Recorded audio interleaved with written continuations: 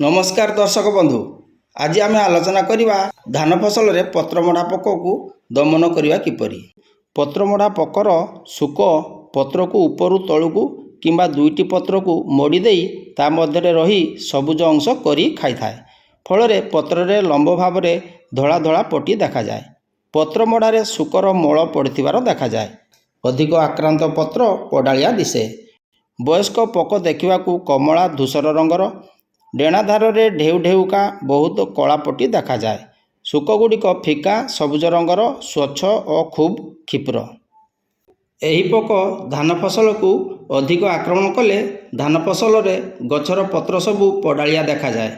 गछर वृद्धि ठीक भावे हुए नहीं, जहाद्वारा अमल बहुत कमी जाए और चाषी भाई माने बहुत क्षति रे पड़ती। आसतु आज आलोचना करवा पत्रमोढ़ा पोक को दमन करवा किपरि। आलोचना करिया पूर्वर मोर समस्त चाषी भाई भौणी मानक अनुरोध, जो मैंने यह चैनल को सब्सक्राइब करना दयाकोरी सब्सक्राइब कर दिंतु। पत्रमोढ़ा पोक को दमन करने बजार में मिलुवा केतक औषधर नाम एवं एकर प्रति केते आवश्यक ताहा आज आम आलोचना करवा।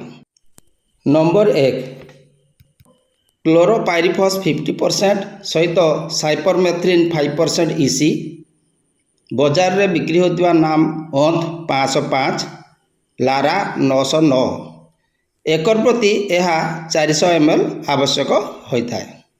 Number 2 lambda सियालोथ्रिन 5% EC। बजार रे यह कैरेट नाम रे आसुअछि। एकर प्रति 200 मिलीलीटर आवश्यक होता है। Number 3 cartap hydrochloride 50% SP। बजार रे मिलुवा नाम है काल्डान किंबा जॉस। एकर प्रति 400 ग्राम आवश्यक होता है। Number 4 fipronil 5% SC। Regent sonic flow नाम रे बजार रे मिलता है। यह एकर प्रति 400 मिलीलीटर आवश्यक होता है। Number 5 क्लोरान ट्रानिलिप्रोल 18.5% SC। बजार में बिक्री होता नाम कोराजेन। एकर प्रति 80 मिलीलीटर आवश्यक होता है। Number 6 emamectin benzoate 1.9% EC। बजार में मिलुवा नाम है ऑप्टस बिलो विनाशक। एकर प्रति 200 ग्राम आवश्यक होता है। Number 7 क्रोमाफेनोजाइड 80% WP। यह बजार में डगर नाम रे मिलता है। यह एकर प्रति 50 ग्राम आवश्यक होता है।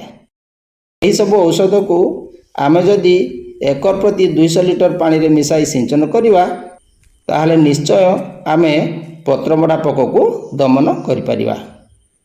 नमस्कार दर्शक बंधु।